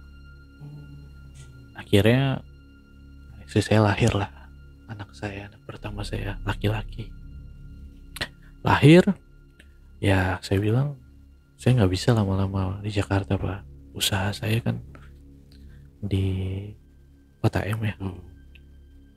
Gimana saya nyukupin keluarga saya? Saya bilang apa saya aja yang dulu pulang ke Kota M, tapi nanti saya tinggal di rumah mertua saya. Saya bilang saya rumah kita kosongin atau perlu kita jual, saya bilang gitu kan. Terus istri saya dia bilang kalau kamu pulang aku pulang. Kekeh, pulanglah dia ikut saya. Perjalanan ke Kota M gak ada apa-apa. Sampailah kita pulang ke rumah mertua, istri saya bilang kangen deh sama kamar, aku mau pulang aja kayak gitu. Kita pulang. Malam itu habis isya, saya ngeliat istri saya gigit leher anak saya. Leher anak saya digigit sama istri saya. Ya teriak pak, anak saya teriak kenceng, nangis ya, namanya bayi gitu cuma bisa nangis. Saya tarik istri saya, kamu apa-apaan? Berdarah ternyata udah leher anak saya di sini, luka. Istri saya cuma melotot ke saya, jalanlah dia ngerangkak nyamperin saya, nggak diri dia nggak berdiri, dia ngerangkak, ditarik kaki saya sampai saya jatuh, ditegrep saya punya dada digigit sama dia di sini, digigit sama dia, luka. Saya teriak. Saat itu saya marah juga sebenarnya, entah ini kesurupan atau bagaimana. Saya ambil vas, saya hajar dia punya kepala, pingsanan istri saya di situ. Istri saya pingsan. Langsung saya tarik anak saya bawa, saya telepon mertua saya. Saya kesurupan lagi. Kan mertua saya marah, kan saya udah bilang sama kamu, janganlah kamu pulang nginep lagi ke rumah itu, jangan. Itu udah ada yang mau ngambil sesuatu. Ini terornya udah nggak bener, katanya keluarga saya. Ya udah, saya bilang apa? Saya tuh di situ ngerasa tertekan. Salah satu sisi saya harus kerja, saya harus nafkahin keluarga saya. Di satu sisi istri saya begini terus. Akhirnya dapatlah kabar dari adiknya Vina, kalau Rido nikah lagi dengan perempuan yang itu. Nikahnya juga karena hamil, perempuannya hamil. Oke, perempuannya hamil. Kali ini saya benar-benar udah nggak habis pikir ya sama Rido. Saya ngerasa harus ada yang saya cari tahu. Akhirnya saya kesana lah. Saya ajak adik saya laki-laki di Jakarta, temenin kakak yuk. Saya mau lihat Rido, bener apa yang dia omongin orang-orang. Kita datanglah ke rumah Rido tanpa izin, karena orang situ kenal saya. Jadi orang situ mikirnya saya mau tamu aja di rumah Rido siang-siang. Saya masuk ke rumah Rido, saya buka kamarnya, saya masuk diam-diam. Saya buka, dia punya kamar. Di situ saya nemuin pembalut baru. Situ saya bilang, ini pembalut istrinya kayaknya. Bilang, adek saya percaya nggak percaya kan? Masa ya ada yang beginian, emang bener ada, kata dia. Foto-foto, saya bilang foto. Lihat, coba lihat di bawah ranjang. Ada kayak rambut nggak, gumpalan rambut. Ada rambut. Dibuka lah sama adik saya. Dia punya spray. Di situ ada ayam 7 ekor. Nggak ada palanya, nggak ada kakinya, cuma badannya doang. Di spray Di bawah, dia kan punya kasur di kamar itu. Dia ada kasur, di situ dijejerin ayam 7 biji. Nggak ada kepala, nggak ada kaki. Full. Jadi darahnya ngocor dari kepala, dari itu. Dan itu kayak baru dipotong. Mungkin motongnya pagi ya, maksudnya darahnya itu masih netes. Dan itu udah basah kasurnya. Akhirnya saya bilang, kalau emang ini bisa jadi bukti ke kepolisian, saya bawa. Saya bilang, saya pulang, saya tidur di mertua saya. Saya pulang ke mertua saya tidur. Malam itu full saya dimimpiin sama seperti almarhum Vina. Saya ngeliat istri dia, saya nggak kenal istrinya, kita juga nggak diundang. Saya ngeliat istrinya itu dibenturin sama nenek-nenek, berikut Rido di kerangkeng. Di mimpi saya dibenturin, dia punya kepala sampai berdarah, keluarlah dia dari perut dia tuh darah lagi dari bawah. Darahnya itu dijilatin lagi sama itu nenek-nenek. Di mimpi saya langsung bangun. Saya bangun, saya langsung nyimpulin, masa benar pagi ini ada kuburan lagi. Datanglah saya langsung, subuh-subuh saya langsung jalan ke rumah Rido. Saya datang sampai jam 8. Benar aja, nggak lama saya datang, jam 9-an ambulan datang ke rumah dia. Saya lihat istrinya dibawa ke ambulan. Yang saya heran, Rido nggak langsung naik ambulan. Dia bilang, saya dengar dia bilang, nanti saya nyusul. Saya di depan Rido, tapi Rido nggak lihat saya. Saya ngumpet lah di salah satu rumah, situ ada gerbang. Saya ngeliat gitu, saya dengar Rido, nanti saya nyusul. Saya lihat, saya ikutin Rido, ambulan jalan, saya ikutin Rido. Saya datang ke dalam, benar di kamar dia masuk ke kamar, saya susul. Udah di situ ada kejadian saya kasar sama dia, sama adik saya. Kita hajar ya bareng-bareng, karena di situ benar-benar kita ngelihat banyak bercak darah di kamar itu. sama dia di full di ubin itu darah, seakan-akan di situ tuh ada kejadian kayak orang keguguran saat itu. Akhirnya Rido bilang, saya nggak ngapa-ngapain. Dia lari kabur, dia keluar, dia nggak bawa kendaraan, dia tinggal lah kendaraannya. Saya pikir dia ke rumah sakit, saya susul ke rumah sakit, saya nggak ketemu sama perempuan itu. Berarti mungkin apa dia rumah sakitnya di mana nih, ambulannya di mana? Saya pikir di tempatnya Vina. Saya cari, saya telepon lah RTS itu, Pak tadi ada ambulan datang gini. Kata RTS itu mau coba Pak ke rumah sakit ini yang terdekat. Saya samperin, saya datang, nggak ada Rido. Cuma di situ saya nungguin lama ya, sampai siang atau sore itu. Waktu itu saya nungguin, bener istrinya keguguran lagi dan rahimnya diangkat. Saya udah benar-benar udah yakin 100% kalau ini Rido tuh ngelakuin. Saya telepon ke polisian, saya datang, saya kasih unjuk Rido. Entah bagaimana polisi nyimpulinnya kalau Rido cuma KDRT. Polisi nggak percaya kalau Rido ngelakuin hal yang nggak baik. Saya udah unjukin, Pak ini kejadiannya begini. Polisi tetap kekeh nggak mau. Ya udah KDRT, nanti kita usut sampai tuntas. Oke, saya bilang kalau emang gitu, yang penting tolong dibantu pantau Pak. Saya nggak mau ada apa-apa sama keluarga saya. Akhirnya saya nggak ketemu Rido lagi. Saya cuma tahu istrinya diangkat rahimnya.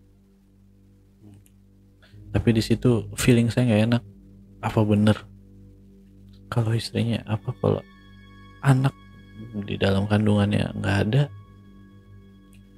rahimnya diangkat, dia nggak bisa ngasih makan tuh nenek yang kayak di mimpi saya bayi itu. Apa benar istrinya yang bakal selanjutnya? Jadi saat itu pikiran saya udah kesana, karena pengalaman saya yang pertama seperti itu. Akhirnya saya pulang, saya bilang sama istri saya, kita nggak bisa di kota ini, mungkin kita harus ke Jakarta. Bulan depan kita ke Jakarta, kita urus dulu akte lahir anak kita di sini, terus kita mutasi ke Jakarta. Kita nggak usah harus di sini lagi, saya bilang. Malam itu kejadianlah istri saya, yang menyebabkan istri saya sampai koma 2 bulan. Istri saya malam itu mandi air panas, dia masak, dia siram dia punya badan sekujur badan. Sama air panas itu? Sama air panas, 80% badannya. Kulitnya melepuh. Yang harusnya saya 1 bulan udah ke Jakarta, ini enggak. Akhirnya saya saat itu udah benar-benar bilang ke orang pintar ya, tolong istri saya kenapa, saya bilang gitu. Saya udah minta tolong ke tetua tempat saya, nggak tolong gitu. Saya minta tolong dari kota seberang buat bantu istri saya. Jawaban beliau cuma satu, kalau yang gini udah sulit dilawan, karena udah sebadan-badan, karena istri kamu mungkin saat itu makan makanan dari dia itu udah nyatu sama darah istrimu. Cara terbaiknya saat istri kamu sembuh, ya kamu bawa dia keluar pulau. Saya bilang, Jakarta ya, silakan. Nah, nggak lama dari istri saya itu sebulan dirawat. Ya istri saya di rumah sakit tiap malam Jumat itu masih ngelakuin hal-hal gila. Sampai dokter aja nggak berani infus. Malam Jumat infus dicabut. Karena ada kejadian istri saya infus dihantam sama dia ke dalam. Dia punya infus sampai selangnya itu masuk ke dalam, pendarahan. Sampai rumah sakit bilang nggak masuk akal. Istri saya dirawat 1 bulan lebih, 2 bulan, sampai akhirnya kulitnya pada ganti kulit lah. Tapi istri saya sampai sekarang kulitnya jadi nggak bisa normal lah, masih ada merah gitu, kadang merah. Dibawalah istri saya pulang, saya temuin Rido, saya cari tahu dia, lu udah ngelakuin keluarga gue udah segila ini. Saya temuin Rido, ternyata Rido sebulan terakhir ke rumah sakit. Rido dinyatakan kena kanker kulit. Efek dari itu ya yang bisu tadi. Ya, dia efek kesugihan itu. Mungkin dia, yang saya bilang, dia ngeludah, dia selalu ngeludah ke tangan. Itu seakan-akan ludahnya itu dipeperin kepada dia, peperin. Lalu dia ngeludah lagi. Dia tuh seakan-akan dia mandi itu pakai ludah. Akhirnya Rido dirawat lah, Rido. Nggak tahu, entah Rido nggak ngelakuin syaratnya ya. Perempuannya meninggal setelah itu. 2 bulan, 1-2 bulan setelah pengangkatan rahim, istrinya meninggal lagi. Istrinya meninggal, nggak lama Rido keluar dari rumah sakit. Dinyatakan ya Rido pernah penyakit kulit tapi bisa diobatin. Setelah istrinya meninggal, dia ngebuka cabang grosir itu Bajaringan. Saat ini di Jakarta ada. Di Jakarta ada beton gitu, ujungnya beton. Itu dia salah satu usahanya dia Jakarta. Sampai saat ini yang saya tahu dia masih kena penyakit kulit itu, bisul berdarah. Selang istrinya meninggal, saya bilang, saya ajak keluarga saya, kita pergi, kita nggak bisa di sini. Saya ngerasa Rido tuh ada niat buruk buat istri saya, karena saya nggak mau ngikutin yang dia turutin. Saya pergi ke Jakarta tahun 2021, tahun lalu. Saya dapat kabar kalau Rido nikah lagi untuk yang ketiga kalinya. Dari Vina ya, adiknya Vina, dibilang dia lagi hamil istrinya.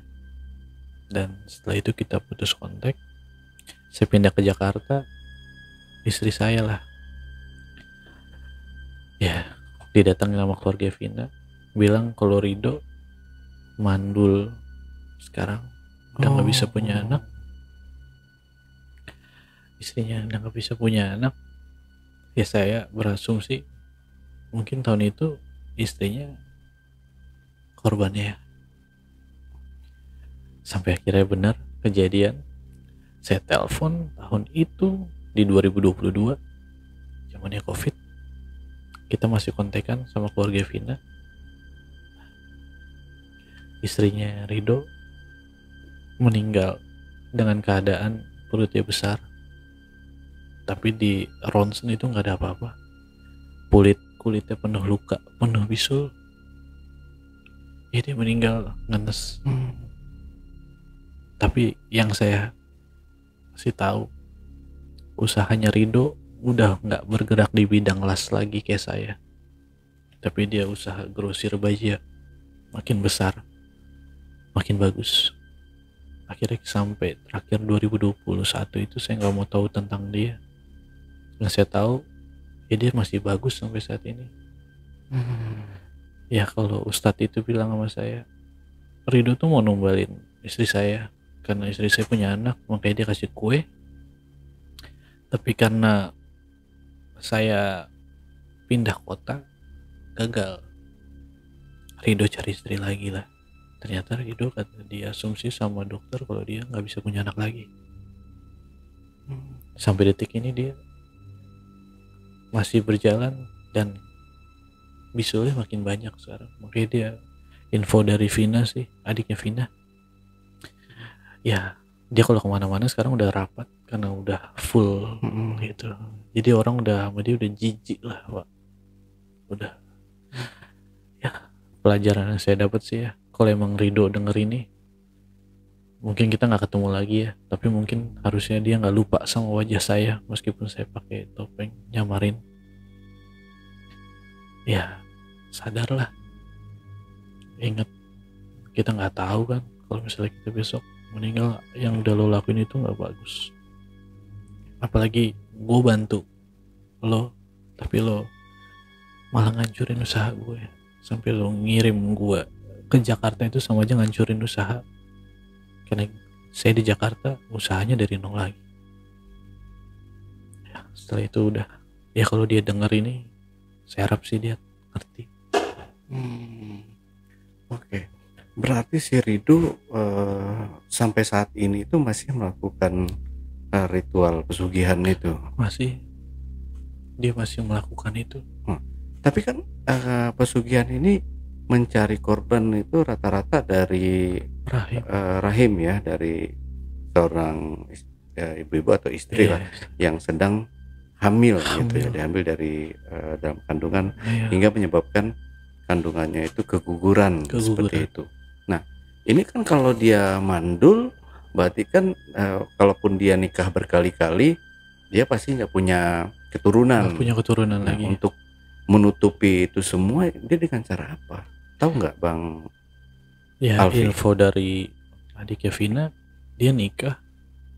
Ya, kita semua sih udah asumsi ya, kalau dia perempuan ini nggak bisa kasih dia anak, perempuan inilah mungkin korbannya. Jadi dia harus korbanin orang terdekat dia. Dia tuh bukan manusia, Pak. Kalau saya bilang udah monster lah, iblis, udah nggak layak kita sebut manusia. Ya sekeji itu kelakuannya.